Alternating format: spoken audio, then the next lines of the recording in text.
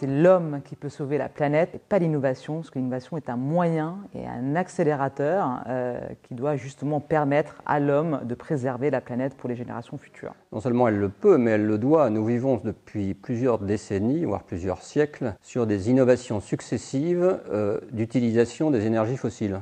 Il est temps et urgent que l'ensemble des innovations soient tournées dans le sens de la nécessaire décarbonation de l'économie et du fait qu'on puisse faire disparaître le carbone de nos produits et de nos technologies.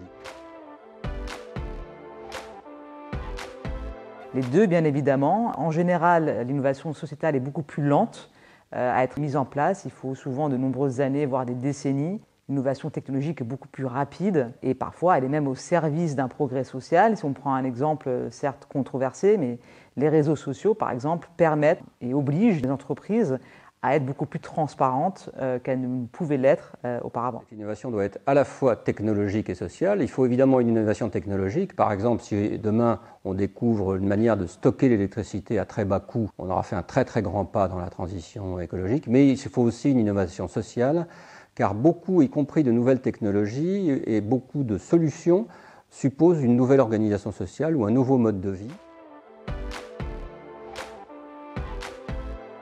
On ne va jamais assez vite. Ce qui est important de comprendre, c'est que l'innovation dont nous parlons, ce n'est plus directement l'innovation uniquement en fonction des besoins à court terme du client, c'est aussi en fonction de valeurs, d'éthique, de nécessité de la transition écologique, et que ça, évidemment, elles doivent s'accélérer considérablement si on veut réussir. Alors, la réponse est bien évidemment non.